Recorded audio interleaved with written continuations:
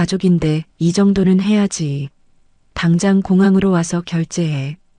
인천공항 한복판에서 박 여사의 쉰 목소리가 수화기를 찢을 듯 울렸습니다.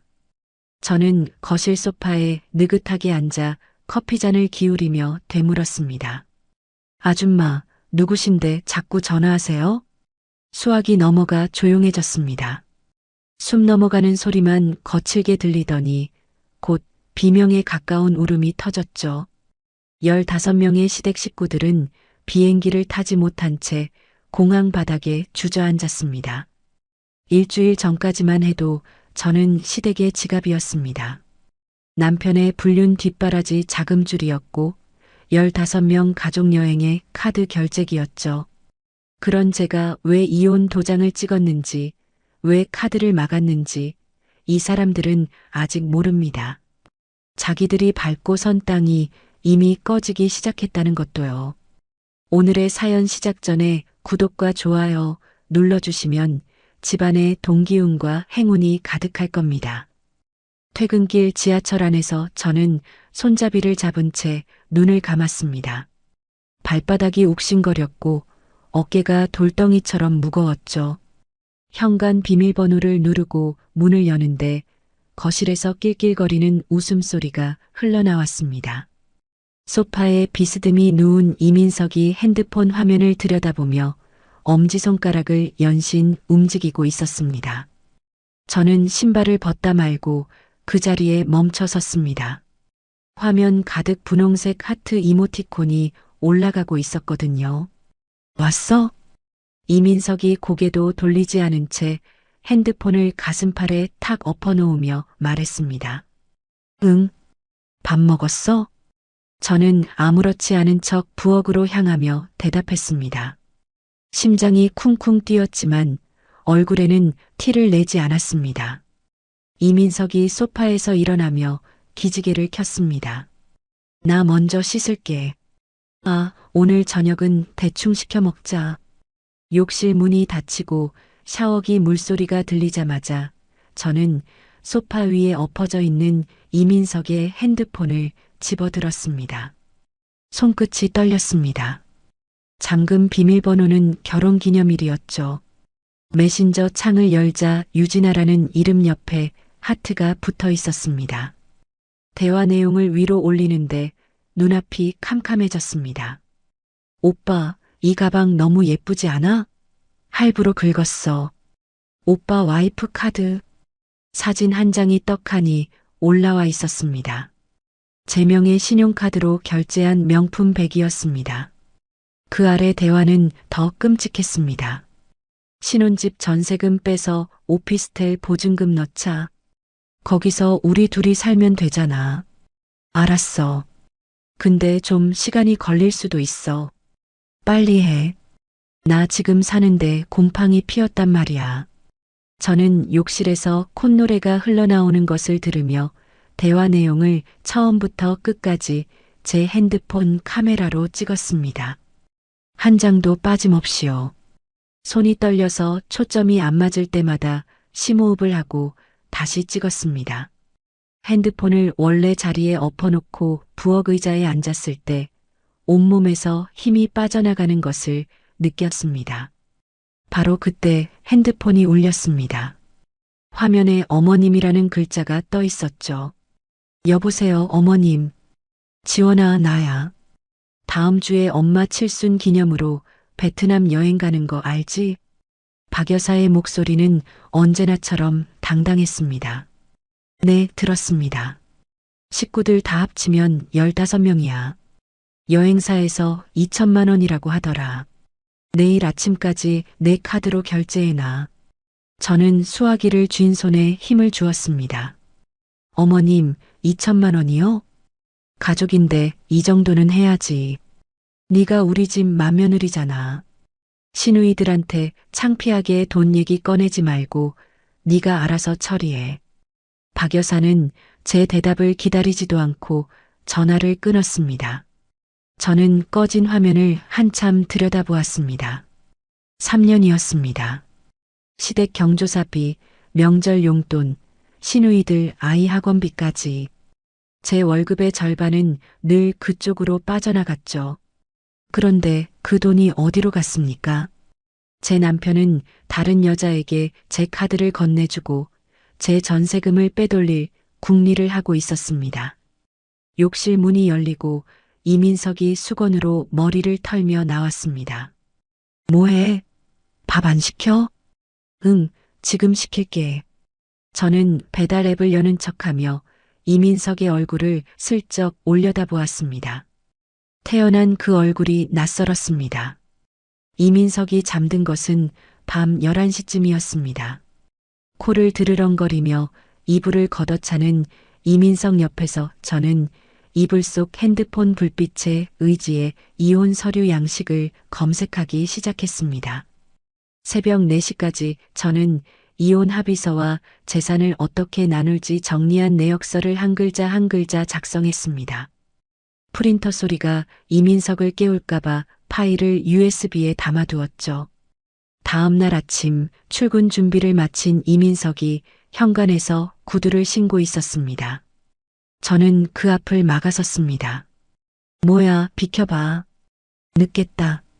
이민석이 귀찮다는 듯 손을 내저었습니다.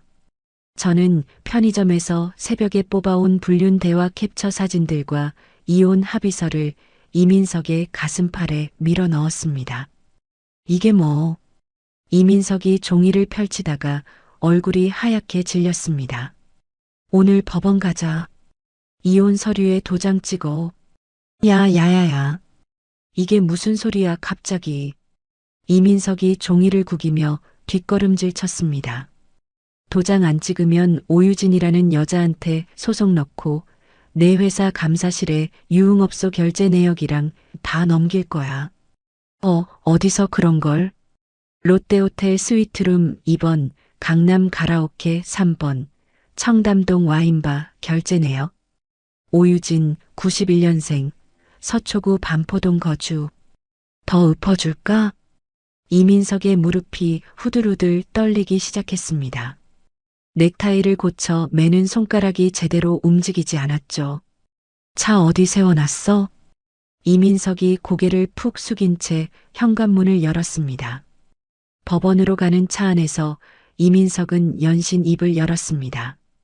지원아, 진짜 그 여자는 아무것도 아니야. 그냥 술자리에서 알게 된 건데. 저는 앞만 보고 운전했습니다. 한마디도 하지 않았습니다. 백미러에 비친 이민석의 입술이 파르르 떨리고 있었지만 저는 신호등만 바라보았습니다. 법원에 도착해서 협의이혼 서류를 접수하는 데는 채 30분이 걸리지 않았습니다. 3개월의 숙려기간이 주어졌지만 저에게 이 결혼은 이미 끝났습니다. 법원 문을 나서며 이민석이 뒤에서 중얼거렸습니다. 홧김에 이러는 거지? 며칠 지나면 돌아올 거잖아. 엄마 칠순 여행 결제나 제때 해놔.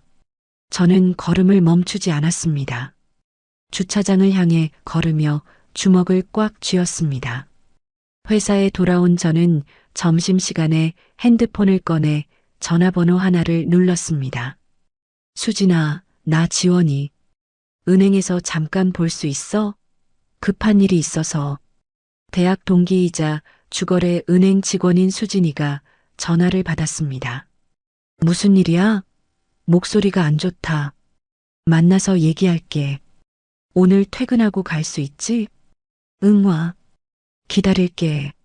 전화를 끊고 저는 책상 서랍에서 통장 3개와 카드 명세서를 꺼내 가방에 넣었습니다. 제 이름으로 된 돈의 흐름을 제가 직접 쥐어야 했습니다. 이혼 서류를 접수한 다음 날 오전 10시쯤이었습니다. 회사에서 업무를 보고 있는데 핸드폰에 카드 결제 알람이 떴습니다. 박오님 가족카드 결제 128만 원, 롯데백화점 본점. 5분도 안 돼서 또 울렸습니다. 박오님 가족카드 결제 89만 원, 롯데백화점 본점. 저는 화면을 내려다보며 입꼬리를 살짝 올렸습니다. 박 여사는 아직 상황 파악을 못하고 있었습니다. 제가 기싸움을 하다가 결국 꼬리를 내릴 거라고 생각하는 게 뻔했죠. 점심때까지 알람은 6번 더 올렸습니다. 리조트룩, 선글라스, 모자, 샌들. 총 금액이 500만 원을 넘어가고 있었습니다. 옆자리 동료가 쉴 새 없이 울리는 제 핸드폰을 힐끗 보며 물었습니다. 지원 씨, 핸드폰 왜 그래요? 폭탄 맞은 거예요? 아, 아니에요. 쇼핑몰 광고 알람이 안 꺼져서요. 저는 웃으며 핸드폰을 뒤집어 놓았습니다. 속으로는 결제 내역 하나하나를 머릿속에 새기고 있었죠. 이건 나중에 박 여사의 목을 조를 밧줄이 될 테니까요. 퇴근 후 집에 들어서자 거실에서 이민석의 웃음소리가 들렸습니다. 소파에 다리를 꼬고 앉아 핸드폰을 귀에 대고 있었는데 화면을 보니 영상 통화였습니다. 야, 걱정 마. 제가 며칠 튕기다가 결국 다 내줄 거야. 원래 그런 애야. 화면 속에서 여자의 목소리가 흘러나왔습니다. 진짜? 오빠 말 믿는다. 근데 빨리 해결해줘야 해. 나 이번 달 월세도 밀렸단 말이야. 알았어, 알았어. 내가 알아서 할게. 이민석이 손가락으로 화면 속 여자에게 뽀뽀를 날렸습니다. 저는 현관에서 신발을 벗는 척하며 핸드폰 카메라를 켰습니다. 소리가 나지 않게 동영상 모드로 전환하고 이민석이 영상 통화하는 모습을 찍었습니다. 화면 속 오유진의 얼굴과 이민석의 목소리가 또렷하게 담겼습니다. 나왔어. 저는 핸드폰을 주머니에 넣고 거실로 들어섰습니다. 이민석이 황급히 통화를 끊으며 핸드폰을 소파 쿠션 밑에 쑤셔 넣었습니다. 아, 회사 동료한테 전화 온 거야. 그래. 저는 더 묻지 않고 방으로 들어갔습니다. 문을 잠그고 침대에 앉아 촬영한 동영상을 확인했습니다. 오유진의 얼굴, 이민석의 뽀뽀, 대화 내용까지 깨끗하게 녹화되어 있었습니다.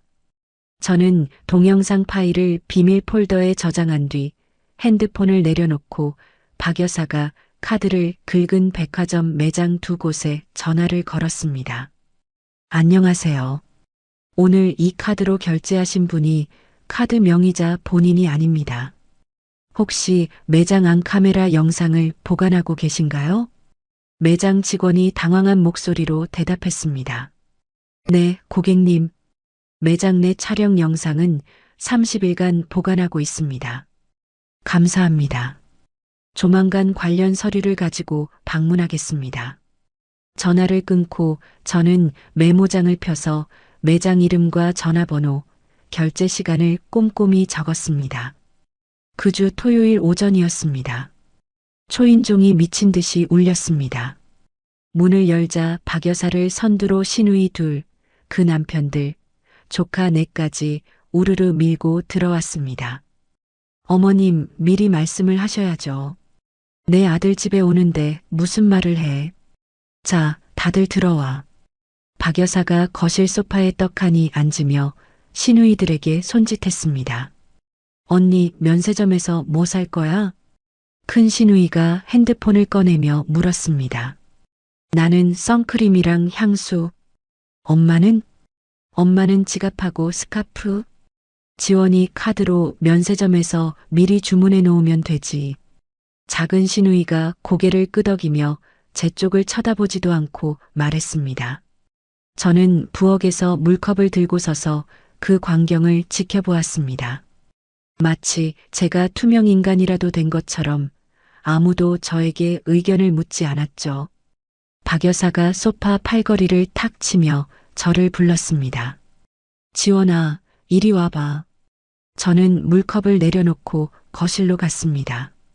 여행 가기 전까지 2천만 원 입금 안 하면 이혼 도장 안 찍어줄 거야. 알았어? 박 여사가 눈을 부라리며 말했습니다. 어머님, 그건 좀 뭐 어째. 우리 민석이가 너한테 시집 온 거야. 네가 우리 집에 시집 온 거야. 가족한테 쓰는 돈이 아까워. 큰 시누이가 맞장구를 쳤습니다. 맞아, 엄마. 올케가 요즘 너무한 거 아니야? 칠순이 매년 오는 것도 아니고. 저는 고개를 살짝 숙이고 입술을 깨물었습니다. 오른손은 앞치마 주머니 속에 넣어둔 소형 녹음기의 버튼을 이미 누르고 있었습니다. 박 여사의 호통, 시누이들의 비아냥, 그 모든 소리가 녹음기 안으로 빨려 들어가고 있었죠. 네, 알겠습니다. 생각해 보겠습니다. 저는 고개를 숙인 채 대답했습니다. 박 여사가 콧바람을 불며 시누이들을 돌아보았습니다. 맞지? 생각해 보겠다는 건 하겠다는 소리야. 시댁 식구들은 냉장고를 열어 반찬통을 꺼내고 과일을 깎아 먹고 조카들은 거실을 뛰어다니며 소파 위에서 뒹굴었습니다. 2시간 넘게 머물다가 냉장고를 텅텅 비우고 나서야 현관문을 나섰죠. 시댁 식구들이 떠난 뒤 저는 쓰레기통 앞에 쪼그려 앉았습니다. 이민석이 버린 영수증 조각들이 눈에 들어왔거든요. 찢어진 종이 4조각을 맞추자 글씨가 보였습니다. 시그니엘 서울 디럭스 스위트 1박 58만 원. 날짜는 지난주 토요일이었습니다. 이민석이 회사 워크숍 간다며 집을 비웠던 바로 그날이었죠. 저는 영수증 조각을 사진으로 찍어 비밀 폴더에 넣었습니다. 이민석은 숙려 기간에도 전혀 달라지지 않았습니다. 오히려 더 대놓고 놀아나고 있었죠. 그날 밤이었습니다. 이민석이 술에 취해 돌아와 옷도 안 갈아입고 거실 소파에서 코를 골기 시작했습니다.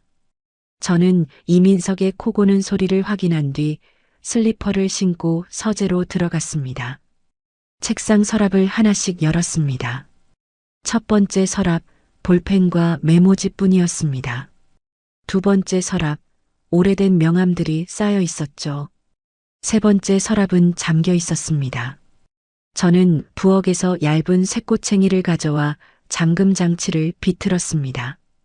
딸깍 소리와 함께 서랍이 열렸고 가장 안쪽에 갈색 서류 봉투가 들어 있었습니다. 봉투를 열자 서류 여러 장이 쏟아져 나왔습니다. 첫 번째 종이를 펼치는 순간 저는 숨을 멈췄습니다. 제 이름으로 된 도장이 찍혀 있었습니다.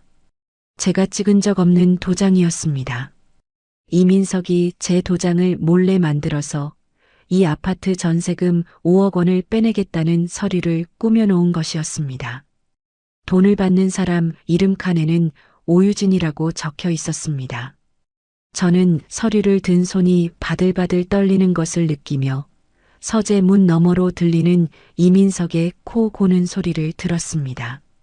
이 인간이 이혼도 되기 전에 제 전세금 5억을 훔쳐서 그 여자와 새 집을 차릴 계획을 세워두고 있었던 겁니다. 저는 떨리는 손을 억지로 잡고 핸드폰 카메라를 켰습니다. 서류 한 장 한 장, 위조된 도장, 오유진 이름이 적힌 부동산 가계약서까지 전부 촬영했습니다. 사진 파일은 비밀 폴더와 USB에 각각 저장했습니다. 서류를 봉투에 다시 넣고 서랍을 닫는 저의 손은 더 이상 떨리지 않았습니다. 다음 날 아침 이민석이 현관문을 나서자마자 저는 회사에 전화를 걸었습니다. 과장님, 죄송한데 오늘 연차 쓰겠습니다. 급한 개인 사정이 생겨서요. 전화를 끊고 저는 옷장에서 가장 단정한 옷을 꺼내 입었습니다. 오늘 해야 할 일이 4군데였습니다. 부동산, 집주인, 주민센터, 경찰서. 하나도 빠뜨릴 수 없었죠. 첫 번째로 찾아간 곳은 전세 계약을 맺었던 부동산이었습니다. 사무실 문을 열자 안경을 쓴 중개사 아저씨가 고개를 들었습니다. 어머, 윤지원 씨. 무슨 일이세요? 사장님, 저 지금 이혼 절차 밟고 있습니다. 중개사 아저씨의 눈이 동그래졌습니다. 아이고, 그런 일이. 남편이 제 동의 없이 전세금을 빼내려고 서류를 꾸며놨어요. 혹시 남편이 따로 연락 온 적 있으세요? 아니요, 아직은 없었는데. 앞으로 남편이 전세금 관련해서 어떤 요청을 해도 절대 응하시면 안 됩니다. 전세금은 제 돈이에요. 제 통장에서 나간 겁니다. 저는 가방에서 전세금 송금 영수증 사본을 꺼내 중개사 아저씨 앞에 놓았습니다. 중개사 아저씨가 영수증을 들여다보며 고개를 끄덕였습니다. 알겠습니다. 걱정 마세요. 부동산을 나와 바로 위층에 사시는 집주인 부부를 찾아갔습니다. 초인종을 누르자 집주인 아주머니가 문을 열었습니다. 아이고, 세입자분. 무슨 일이야?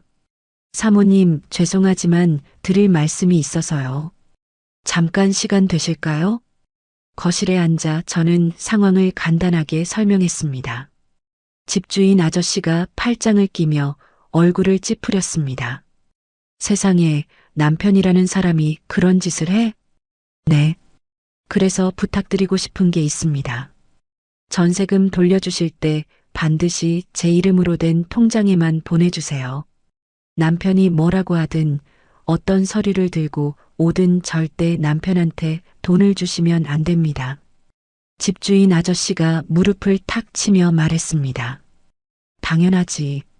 그놈한테는 한 푼도 안 줄 테니 걱정 말아요. 감사합니다. 혹시 그 내용을 서면으로 한 장만 써주실 수 있으실까요?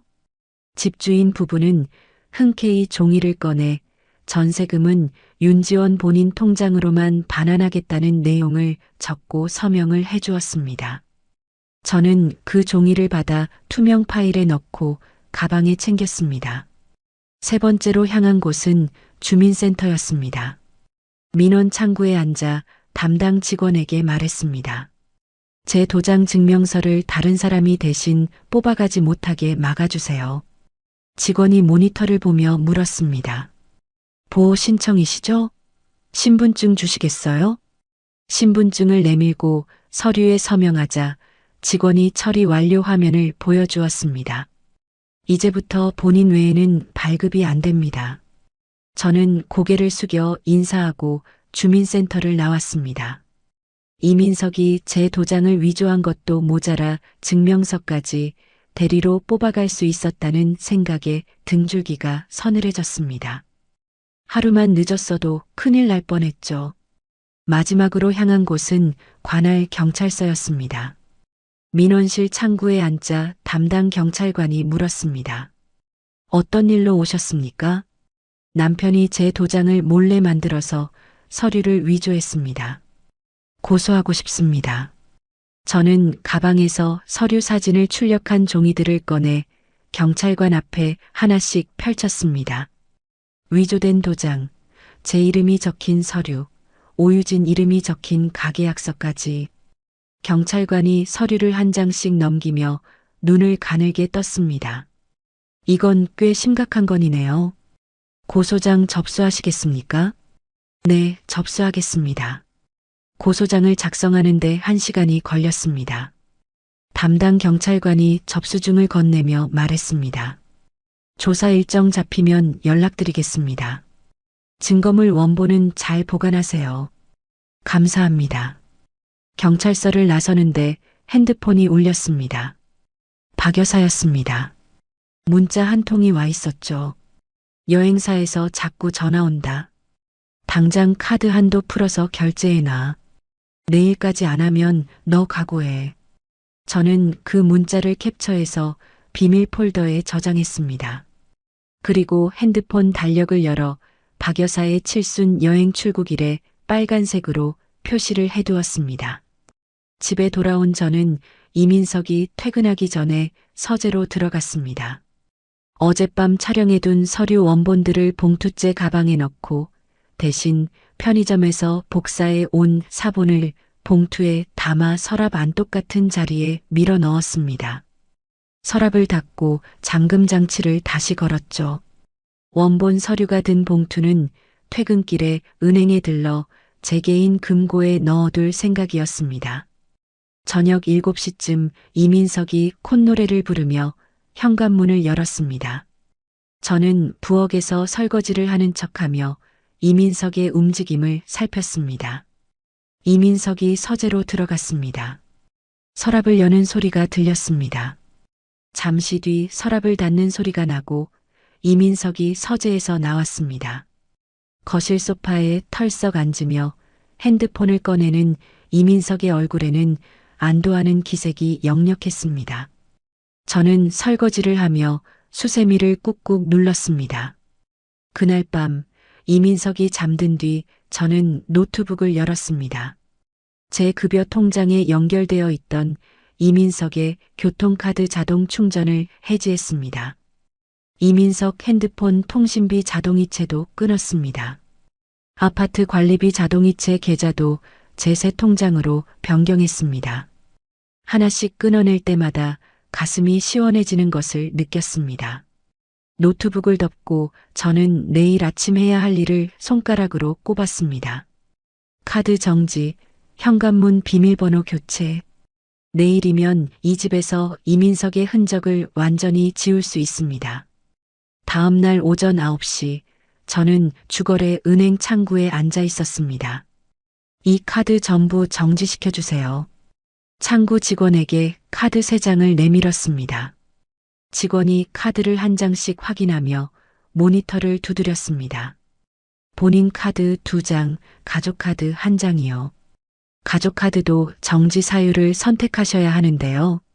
도난 분실로 처리해 주세요. 승인 거절까지 바로 걸어주시고요. 네, 처리 완료했습니다. 직원이 영수증을 출력해 건네주었습니다. 저는 영수증을 접어 지갑에 넣으며 말했습니다. 그리고 이 통장에 연결된 자동이체 내역 전부 확인해 주세요. 직원이 모니터를 스크롤하며 읽어주었습니다. 보험료 월 12만 원, 관리비 월 23만 원, 그리고 이민석 님 명의 체크카드 연결이 되어 있네요. 전부 끊어주세요. 그리고 새 통장 하나 만들어주세요. 보안 등급 가장 높은 걸로요.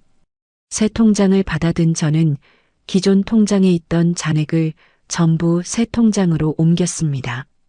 이제 이민석이 제 돈에 손을 댈 수 있는 길은 하나도 남지 않았습니다. 은행을 나와 바로 집으로 향했습니다. 미리 연락해둔 열쇠 수리 기사가 아파트 앞에서 기다리고 있었습니다. 현관문 디지털 도어록 전체 교체요.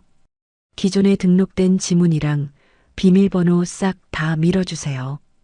기사가 공구 가방을 열며 고개를 끄덕였습니다. 새 비밀번호는 어떻게 하시겠어요? 제가 직접 설정할게요. 30분 만에 반짝거리는 새 도어록이 달렸습니다. 제 지문만 등록하고 비밀번호는 저만 아는 숫자로 설정했습니다. 기사에게 수리비를 건네고 문을 닫았습니다. 점심을 먹을 틈도 없었습니다. 이삿짐 센터에 전화를 걸었습니다. 오늘 오후에 짐 좀 옮겨주실 수 있나요? 양이 많지는 않습니다. 2시간 뒤 인부 2명이 도착했습니다. 저는 이민석의 양복들, 와이셔츠, 골프채 세트, 운동화 6켤레, 여행 가방 2개를 현관에 쌓아두었습니다. 이거 전부 이 주소로 보내주세요. 착불이요. 종이에 적어 건넨 주소는 시댁 본가였습니다. 인부가 송장을 붙이며 물었습니다. 현관 앞에 그냥 내려놓으면 되나요? 네, 문 앞에 놔주시면 됩니다. 인부들이 짐을 실어 나르는 동안 저는 옷장과 서랍장을 한 번 더 확인했습니다. 이민석의 물건이 하나라도 남아있으면 안 됐으니까요. 양말 한 짝까지 전부 비닐봉투에 담아보냈습니다. 이삿짐 센터 트럭이 떠나자 저는 거실에 서서 텅 빈 옷장을 바라보았습니다. 3년 동안 나란히 걸려있던 이민석의 옷들이 사라지니 옷장이 넓어 보였습니다. 그 다음은 박 여사 차례였습니다. 저는 퀵서비스를 불러 미리 준비해둔 봉투 하나를 맡겼습니다. 봉투 안에는 법무법인 도장이 찍힌 서류가 들어 있었습니다. 박 여사가 제 카드를 무단으로 사용한 건에 대해 고소하겠다는 내용이었죠. 이 주소로 보내주세요. 수령인 박순자. 퀵서비스 기사가 봉투를 받아들고 오토바이에 올라탔습니다. 오토바이가 골목을 빠져나가는 것을 지켜보며 저는 시계를 확인했습니다. 오후 4시. 이민석이 퇴근하려면 아직 2시간은 남아 있었습니다. 저는 소파에 앉아 커피를 한 잔 내려 마셨습니다. 조용한 거실에 커피 향이 퍼졌습니다. 이민석의 코 고는 소리도 영상통화 웃음소리도 없는 이 고요함이 낯설었지만 싫지 않았습니다. 저녁 6시가 넘었을 때 핸드폰이 울리기 시작했습니다. 이민석이었습니다. 한 통, 2통, 3통. 저는 화면만 보고 받지 않았습니다. 10통이 넘어가자 문자가 왔습니다. 야, 문이 안 열려. 비밀번호 바꾼 거야? 빨리 열어. 저는 핸드폰을 식탁 위에 내려놓았습니다. 얼마 지나지 않아 현관 밖에서 쿵쿵거리는 소리가 들렸습니다. 야, 윤지원. 문 열어. 이민석이 주먹으로 문을 두드리는 소리였습니다. 지원아, 장난하지 말고 당장 열어. 여기 내 집이야. 이민석의 고함이 복도에 울려 퍼졌습니다. 저는 현관문 인터폰 화면을 켰습니다. 이민석이 얼굴을 붉히고 문을 발로 차고 있었습니다. 저는 인터폰의 녹화 버튼을 눌렀습니다. 이민석이 문을 걷어차는 모습, 소리를 지르는 모습이 전부 녹화되기 시작했습니다. 핸드폰을 들어 112를 눌렀습니다. 여보세요, 경찰서죠? 지금 별거 중인 남편이 집에 못 들어오게 했더니 현관문을 부수려고 합니다. 난동을 부리고 있어요. 주소 알려주시겠습니까? 주소를 불러주고 전화를 끊었습니다. 현관 밖에서는 이민석의 고함이 계속되고 있었습니다. 윤지원, 너 진짜 이럴 거야? 당장 안 열어? 7분쯤 지났을 때 복도에서 다른 목소리가 들렸습니다. 경찰입니다. 무슨 일이십니까? 아, 경찰관님. 여기 제 집인데 와이프가 문을 안 열어줘요. 신분증 좀 보여주시겠습니까? 저는 현관문을 열고 경찰관 2명 앞에 섰습니다. 이 아파트 전세 계약은 제 이름으로 되어 있습니다. 지금 이혼 절차 중이고 별거 상태입니다. 저는 전세 계약서, 사본과 이혼 서류 접수증을 경찰관에게 보여주었습니다. 경찰관이 서류를 확인하고 이민석을 돌아보았습니다. 서류상 명의자가 이쪽 분이시네요. 일단 이 자리를 비켜주셔야겠습니다. 아니, 이게 말이 됩니까? 여기서 저도 같이 살았다고요. 이민석이 발을 동동 구르며 항의했지만 경찰관이 단호하게 팔을 잡았습니다. 더 소란 피우시면 곤란합니다. 돌아가세요. 이민석이 이를 악물고 저를 노려보았습니다. 저는 그 시선을 정면으로 받아내며 한 발짝도 물러서지 않았습니다. 경찰관에게 떠밀리듯 엘리베이터 쪽으로 물러나던 이민석이 핸드폰을 꺼내 어딘가에 전화를 걸었습니다. 여보세요, 유진아? 나야. 오늘 너네 집에서 자도 돼? 이민석의 목소리가 복도 끝에서 작아지더니 엘리베이터 문이 닫혔습니다. 저는 현관문을 닫고 새 비밀번호를 한 번 더 확인했습니다. 거실로 돌아와 소파에 앉자 무릎 위에 올려놓은 손이 미세하게 떨리고 있었습니다. 긴장이 풀리면서 밀려오는 떨림이었죠. 저는 달력 앞에 섰습니다. 박 여사의 칠순 여행 출국일까지 3일 남아 있었습니다. 서랍에서 빨간 펜을 꺼내 그 날짜 위에 굵은 X 표시를 그었습니다. 이혼 도장을 찍은 지 정확히 7일째 되는 날이었습니다. 박 여사의 칠순 여행 출국일 아침, 저는 거실 소파에 앉아 커피를 마시며 핸드폰 화면을 들여다보고 있었습니다. 인천공항 실시간 출국장 화면이 떠 있었죠. 오전 10시 40분 베트남 다낭행. 박 여사와 시댁 식구 15명이 탈 비행기였습니다. 저는 커피잔을 내려놓고 시계를 확인했습니다. 오전 9시 10분. 지금쯤 공항에 도착했을 겁니다. 그 시각 인천공항 제1여객 터미널 출국장 앞에는 한껏 차려입은 박 여사가 서 있었습니다. 새로 산 리조트룩에 커다란 선글라스를 머리 위에 올리고 양손에는 면세점 쇼핑 리스트를 쥐고 있었죠. 큰 시누이 부부와 아이 둘, 작은 시누이 부부와 아이 둘, 시삼촌 부부까지 총 15명이 산더미 같은 캐리어를 카트에 싣고 여행사 카운터 앞에 줄을 섰습니다. 여행사 직원이 모니터를 확인하며 말했습니다. 박순자 고객님, 잔금 2천만 원이 아직 결제가 안 되어 있는데요. 결제 먼저 진행해 주셔야 발권이 가능합니다. 박 여사가 핸드백을 뒤적이며 카드 한 장을 꺼내 탁 내밀었습니다. 이걸로 긁어. 직원이 카드를 단말기에 넣었습니다. 삐. 기계에서 날카로운 경고음이 울렸습니다. 고객님, 이 카드가 도난 신고가 되어 있어서 결제가 안 됩니다. 뭐? 무슨 소리야? 다시 해봐. 박 여사가 손을 내저으며 쏘아붙였습니다. 직원이 카드를 다시 넣었지만 결과는 같았습니다. 죄송합니다. 승인이 거절됩니다. 박 여사의 얼굴이 벌겋게 달아올랐습니다. 큰 시누이가 다가와 물었습니다. 엄마, 왜 그래? 무슨 문제 있어? 카드가 안 된다잖아. 잠깐만 민석이한테 전화해봐. 그때 여행사 카운터 뒤쪽에서 이민석이 헐레벌떡 뛰어왔습니다.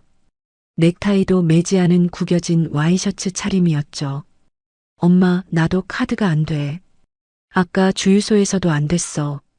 이민석이 지갑에서 카드를 3장 꺼내 직원에게 내밀었습니다. 직원이 한 장씩 넣어 보았지만 3장 모두 승인 거절이었습니다. 이것도 안 되고 이것도 안 되고 고객님, 죄송한데 결제 가능한 카드를 다시 확인해 주시겠어요? 이민석의 얼굴이 하얗게 질렸습니다.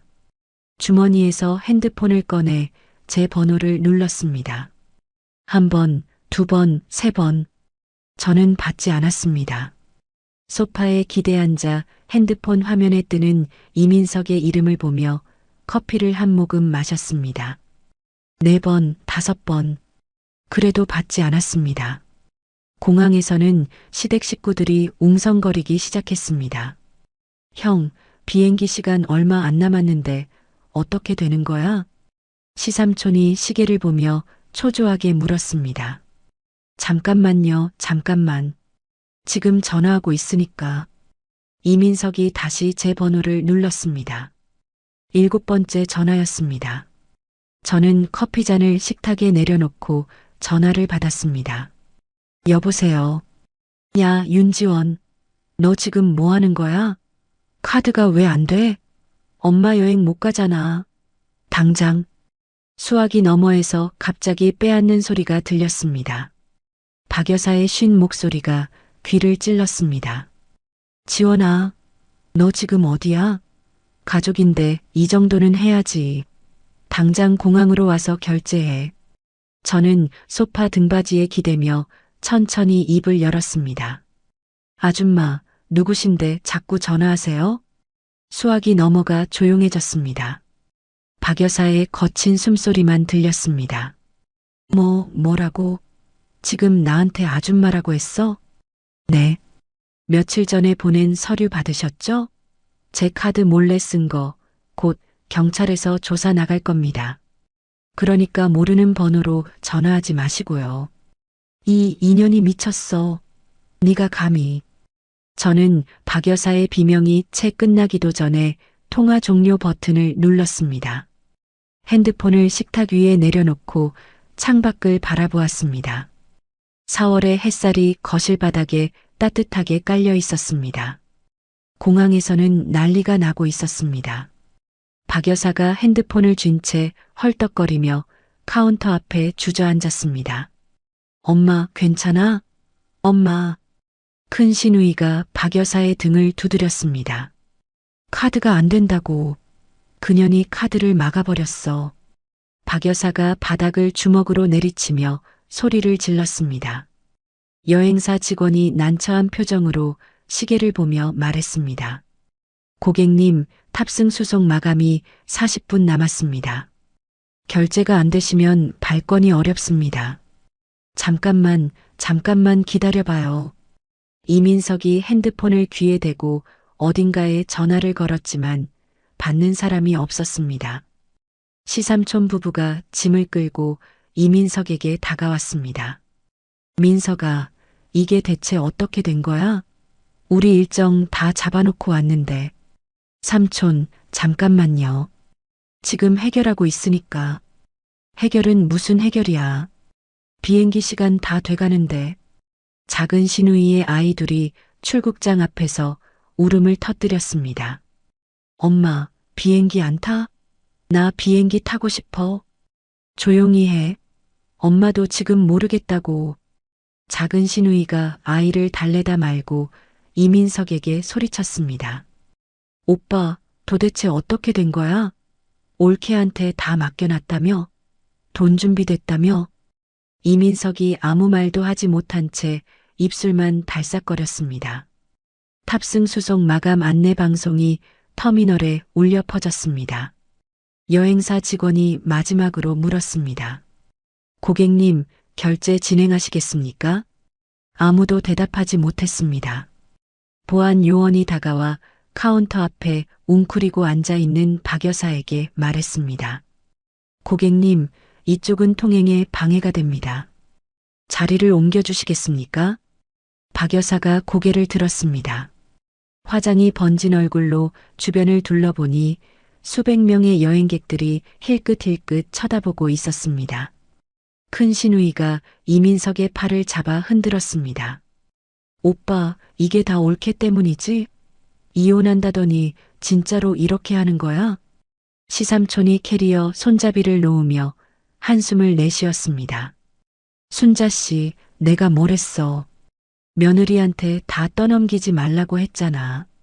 박 여사가 바닥에 주저앉은 채 이민석을 올려다보며 이를 갈았습니다.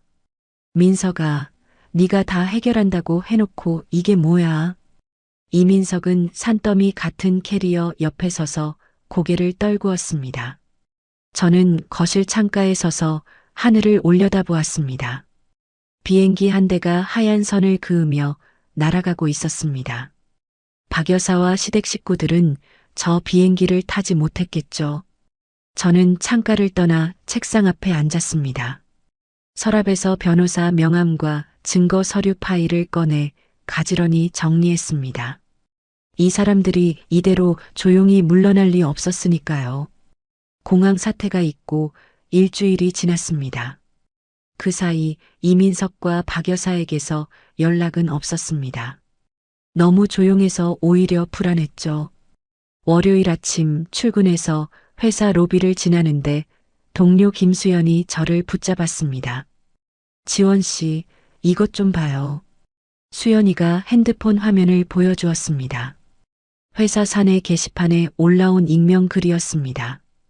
윤지원 경영지원팀 대리, 시어머니 돈 훔쳐서 바람남. 신혼집 전세금 들고 튠. 저는 화면을 가만히 들여다보았습니다. 손끝이 차가워졌지만 표정은 바꾸지 않았습니다. 동네 맘카페에도 똑같은 글 올라왔대요. 벌써 댓글이 200개 넘었다고. 수연이가 걱정스러운 얼굴로 제 눈치를 살폈습니다. 고마워, 수연 씨. 알려줘서. 저는 고개를 끄덕이고 사무실로 올라갔습니다. 자리에 앉아 사내 게시판을 직접 열어보았습니다. 글의 문체를 읽는데 이민석의 말투가 보였습니다. 본인이 직접 쓴 건지 누군가에게 시킨 건지는 모르겠지만 내용은 교묘했습니다. 제가 시댁 돈을 훔쳤다. 전세금을 몰래 빼돌렸다. 외도를 했다. 진실을 완전히 뒤집어 놓은 거짓말이었죠. 점심시간이 되기 전 인사팀 박 과장이 제 자리로 왔습니다. 윤 대리, 잠깐 얘기 좀 할까요? 회의실에 들어서자 박 과장이 서류 한 장을 테이블 위에 올려놓았습니다. 오늘 아침에 법원에서 온 건데요. 윤 대리 급여하고 퇴직금에 가압류가 걸렸어요. 저는 서류를 집어들었습니다. 이민석이 제 전세금의 절반은 시어머니가 보태준 돈이라며 법원에 거짓말을 해놓은 것이었습니다. 조작한 차용증까지 첨부되어 있었죠. 인사팀에서 어떻게 할 수 있는 건 아니고 법적으로 해결하셔야 할 것 같아서요. 네, 알겠습니다. 빨리 처리하겠습니다. 회의실을 나오는데 복도에서 수군거리는 소리가 들렸습니다. 두세 명이 모여서 핸드폰을 보며 고개를 맞대고 있었죠. 제가 지나가자 입을 다물었습니다. 저는 고개를 꼿꼿이 세우고 자리로 돌아왔습니다. 주먹을 꽉 쥐었다가 천천히 폈습니다. 점심시간까지 버티자. 점심시간에 변호사에게 전화하면 됩니다. 그런데 점심시간이 되기도 전에 일이 터졌습니다. 사무실 내선 전화가 울렸습니다. 윤 대리, 1층 로비에서 찾는 분이 있는데요. 좀 내려오시겠어요? 경비실 직원의 목소리가 당황한 기색이 역력했습니다. 누구요? 그게 어르신 한 분이 들어오셔서 소란을 피우고 계셔서요. 엘리베이터를 타고 1층에 내렸습니다.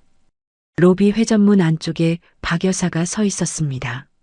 머리에 붉은 띠를 두르고 한 손에는 종이 뭉치를 들고 있었죠. 저기요, 여기 윤지원이라는 여자 알아요? 박 여사가 점심을 먹으러 나오는 직원 한 명을 붙잡고 종이를 들이밀었습니다.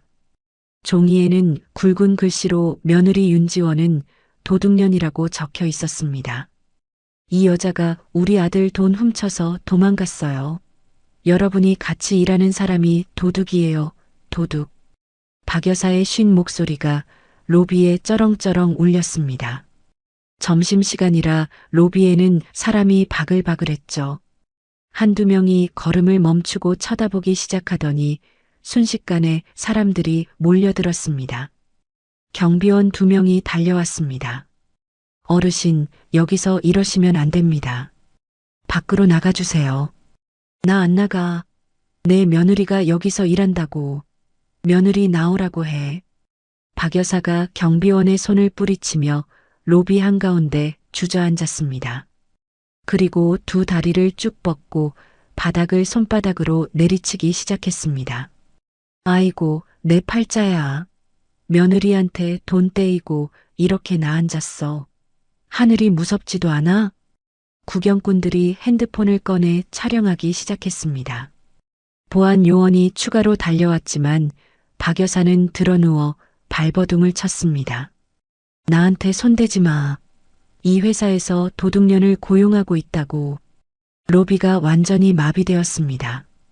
엘리베이터에서 내리는 직원들이 무슨 일인가 하고 고개를 내밀었습니다. 저는 로비 기둥 뒤에 서서 주머니에서 핸드폰을 꺼냈습니다. 카메라를 켜고 동영상 촬영 버튼을 눌렀습니다. 박 여사가 바닥에 드러누워 발을 구르는 모습, 경비원을 밀치는 모습, 종이를 들고 소리 지르는 모습이 전부 화면에 담겼습니다. 저는 촬영을 멈추지 않은 채 로비 중앙으로 천천히 걸어 나갔습니다. 사람들의 시선이 일제히 저에게 쏠렸습니다. 박 여사가 바닥에서 고개를 들어 저를 발견했습니다. 전현이다. 전현이 내 돈 훔친 년이야. 박 여사가 손가락으로 저를 가리키며 소리쳤습니다. 저는 핸드폰을 왼손에 쥔 채 오른손으로 112를 눌렀습니다. 여보세요, 경찰서죠? 회사 건물에 외부인이 무단으로 들어와서 거짓말을 퍼뜨리며 난동을 부리고 있습니다. 업무가 마비됐습니다. 주소를 불러주고 전화를 끊자 박 여사가 바닥에서 벌떡 일어났습니다. 뭐? 경찰을 불러? 시어머니한테 경찰을 불러? 시어머니가 아닙니다. 이혼했으니까요. 저는 한 글자 한 글자 또박또박 말했습니다. 박 여사의 눈이 휘둥그레졌습니다. 입을 벌렸다 닫았다를 반복하더니 다시 바닥에 주저앉으려 했습니다. 그때 로비 회전문이 돌아가며 경찰관 2명이 들어왔습니다. 경찰관 2명이 로비로 성큼성큼 걸어왔습니다. 저는 핸드폰 촬영을 멈추지 않은 채 경찰관에게 다가갔습니다. 신고한 윤지원입니다. 저분이 외부에서 들어와 거짓말을 퍼뜨리며 업무를 방해하고 있습니다. 경찰관이 바닥에 주저앉아 있는 박 여사를 내려다보며 물었습니다. 어르신, 여기서 뭐하고 계십니까? 내 며느리가 돈을 훔쳐갔어요. 내가 억울해서 여기 온 거라고요. 박 여사가 목청을 높이며 종이를 흔들었습니다.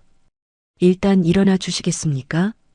경찰관이 박 여사의 팔을 잡아 일으키려 했지만 박 여사가 팔을 뿌리쳤습니다.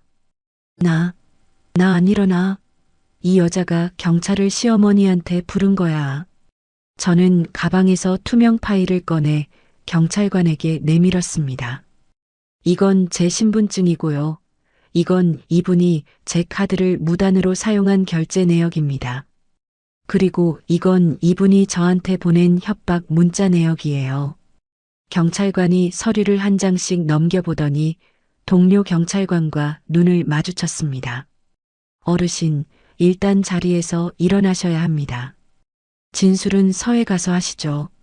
내가 왜 경찰서를 가? 전현이 가야지.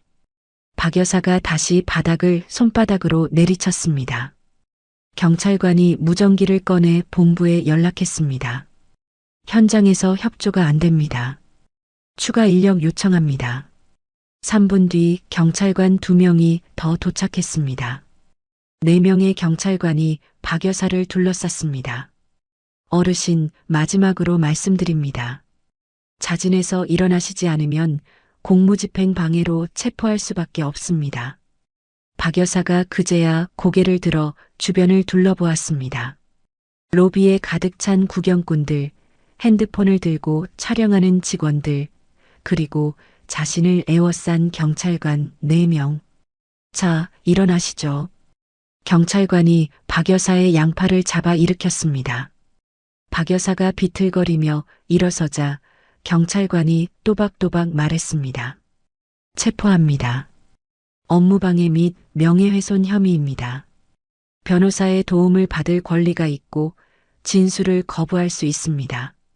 박 여사의 얼굴이 새하얗게 변했습니다.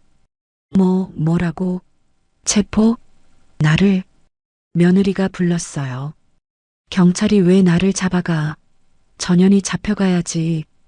박 여사가 발버둥을 쳤지만 경찰관의 손은 단단했습니다.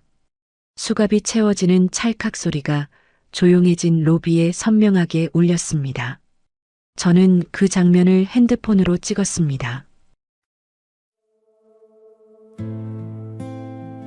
I don't blame you for living this wish had been enough for you to stay.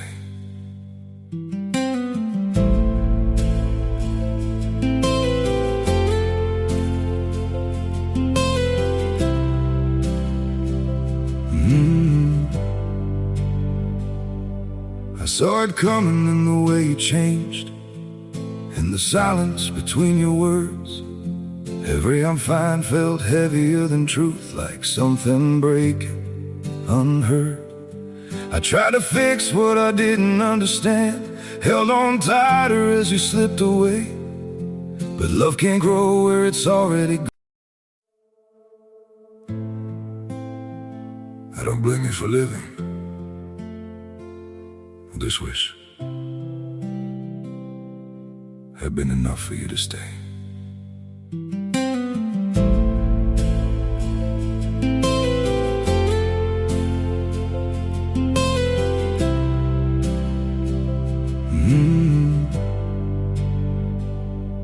I saw it coming in the way you changed, in the silence between your words.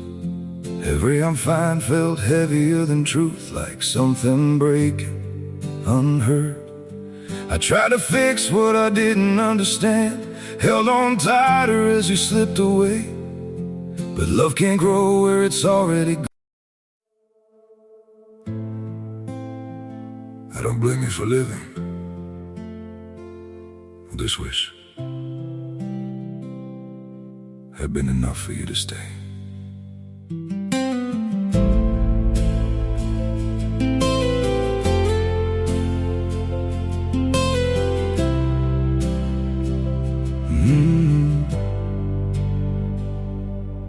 saw it coming in the way you changed, in the silence between your words. Every I'm fine felt heavier than truth, like something breaking unheard. 수갑을 찬 박 여사가 경찰관에게 이끌려 회전문을 나서는 모습까지 빠짐없이요. 로비 밖에 세워진 경찰차 뒷문이 열렸습니다. 박 여사가 고개를 숙이고 뒷좌석에 밀려 들어가는 모습을 유리문 너머로 지켜보았습니다. 저는 촬영한 영상을 이민석에게 전송했습니다. 메시지 한 줄을 덧붙였죠. 어머님 데리러 가세요. 서초경찰서입니다. 핸드폰을 주머니에 넣고 엘리베이터를 탔습니다. 사무실로 돌아가는 동안 심장이 빠르게 뛰고 있었지만 얼굴에는 아무것도 드러내지 않았습니다. 오후 2시 저는 변호사 사무실에 앉아 있었습니다. 선임해 둔 정 변호사가 제가 가져온 서류를 펼쳐보며 안경을 고쳤었습니다. 윤지원 씨, 가압류건부터 정리합시다. 전세금 5억 원, 이 돈이 본인 돈이라는 걸 입증할 자료 다 가져오셨죠? 네. 여기 있습니다. 저는 가방에서 서류 뭉치를 꺼냈습니다.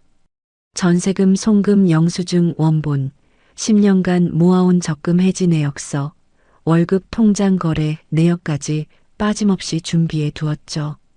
정 변호사가 송금 영수증을 들어올리며 말했습니다. 깔끔하네요.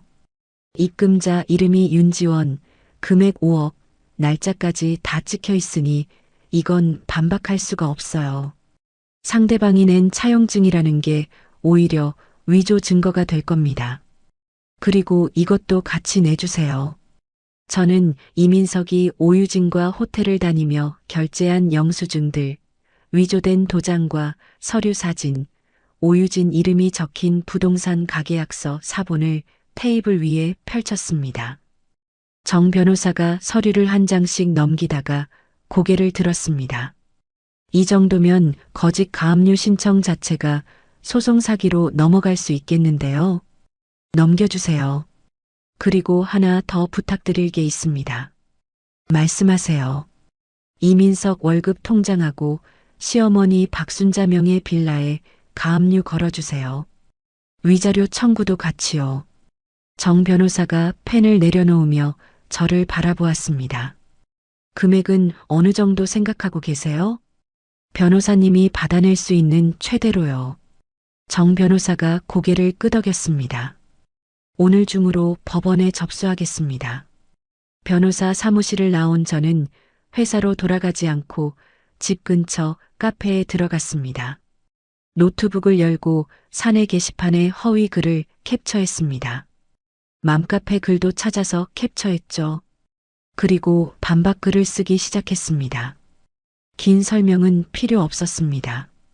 박 여사가 제 카드로 긁은 백화점 영수증 사진, 이민석이 오유진과 영상 통화하는 장면 캡처, 호텔 결제 내역서, 사진 한 장이 거짓말 10줄보다 강했으니까요.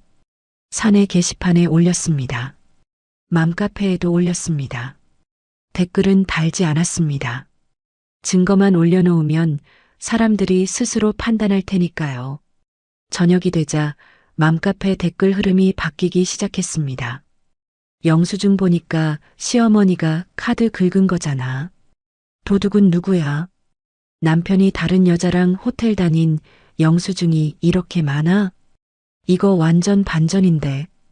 원글 쓴 사람이 거짓말한 거 아니야? 사내 게시판에서는 더 빠르게 돌아갔습니다. 이민석과 같은 부서에서 일했던 직원이 댓글을 달았죠.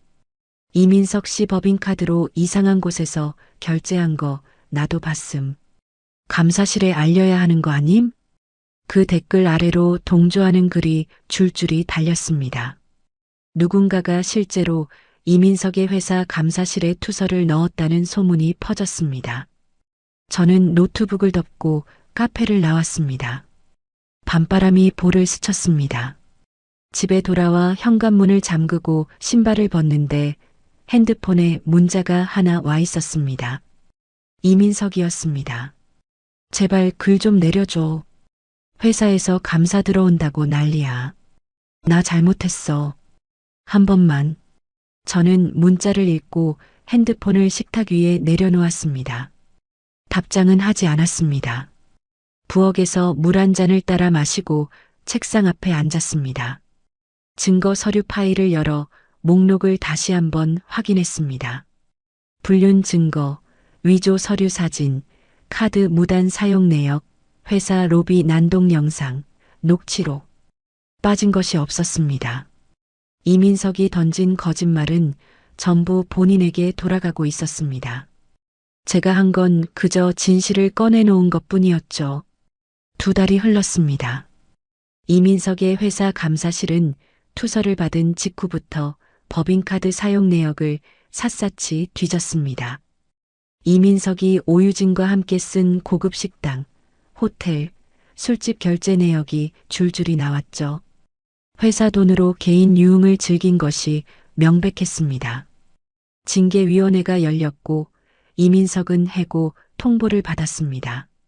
10년 넘게 다닌 직장에서 하루아침에 쫓겨난 겁니다. 퇴직금도 상당 부분이 깎였다는 소식을 정 변호사를 통해 전해 들었습니다.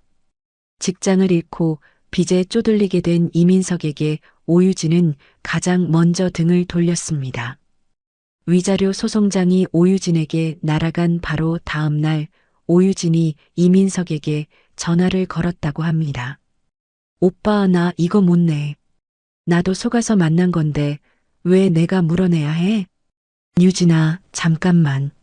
내가 어떻게든 해볼 테니까. 어떻게든이 뭔데? 오빠 지금 백수잖아.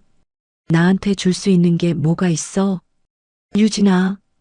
오유진은 전화를 끊고 번호를 바꿔버렸습니다. 이민석이 찾아갔을 때 오유진의 오피스텔은 이미 비어 있었다고 합니다.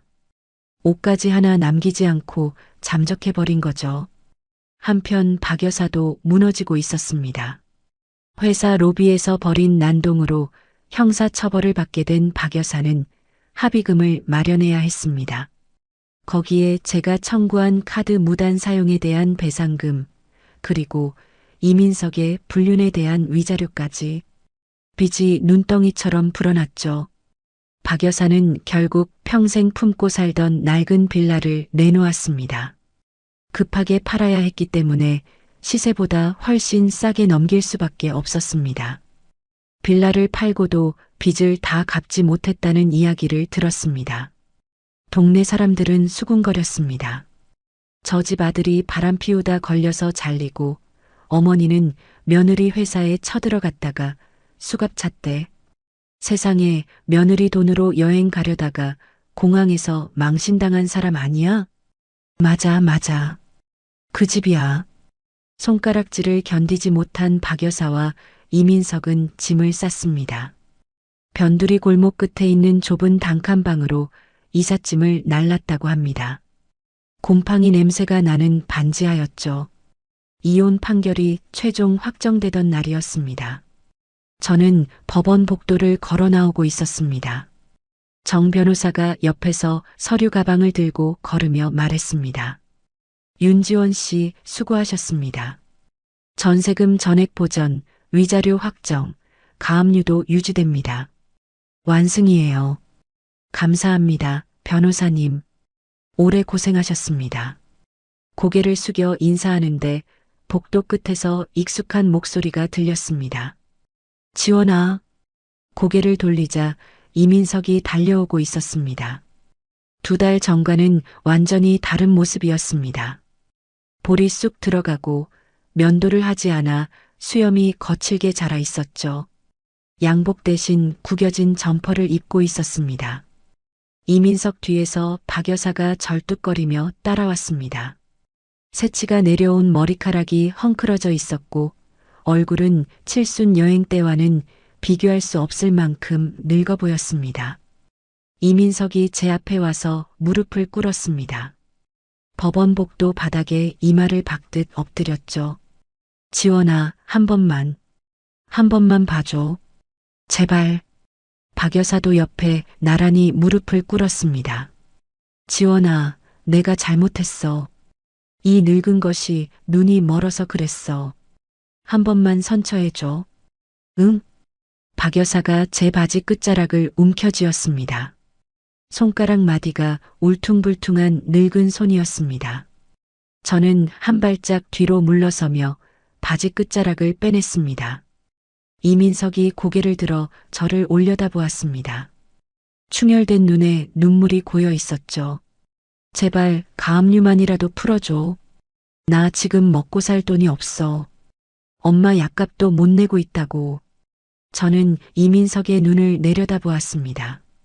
3년 전 이 사람이 제 손을 잡고 평생 잘해주겠다며 웃던 얼굴이 떠올랐습니다. 그 얼굴은 이미 없었습니다. 일어나. 저는 낮은 목소리로 말했습니다. 지원아. 법원 복도에서 이러지 마. 보기 안 좋으니까. 이민석이 비틀거리며 일어났습니다. 박 여사는 여전히 바닥에 무릎을 꿇고 있었죠. 가족끼리 돈 계산하는 거 아니라고 하셨죠, 어머님. 박 여사가 고개를 들었습니다. 그 단칸방에서 가족끼리 오순도순 사세요. 저는 이제 남이니까요. 저는 돌아섰습니다. 뒤에서 박 여사의 울음소리가 들렸지만 걸음을 멈추지 않았습니다. 정 변호사가 제 옆에 나란히 서서 함께 걸었습니다. 법원 정문을 나서자 바깥 공기가 폐 속 깊이 밀려들었습니다. 하늘이 높고 맑았습니다. 일주일 뒤 저는 새 아파트로 이사했습니다. 직장에서 가깝고 보안이 좋은 고층이었죠. 큰 창문으로 햇살이 쏟아져 들어왔습니다. 이사 첫 주말 아침이었습니다. 저는 부엌에 서서 원두를 갈았습니다. 그라인더가 돌아가는 소리만 조용한 집안에 울렸죠. 다른 소리는 없었습니다. 시어머니의 전화벨도, 이민석의 코 고는 소리도, 카드 결제 알람도. 커피를 내려 거실 소파에 앉았습니다. 잔에서 올라오는 김이 창문으로 들어오는 햇살에 하얗게 빛났습니다. 저는 커피를 한 모금 마시며 창밖을 바라보았습니다. 4월의 푸른 하늘이 끝없이 펼쳐져 있었습니다. 입꼬리가 천천히 올라갔습니다. 온전히 저만을 위한 아침이었습니다. 여러분, 오늘 지원 씨의 이야기 여기까지였습니다. 윤지원은 3년 동안 가족이라는 말 한마디에 월급의 절반을 바쳤습니다. 명절 용돈, 경조사비, 신우인의 학원비까지. 그런데 돌아온 건 남편의 배신과 시어머니의 호통이었죠. 많은 분들이 이런 상황에서 참습니다.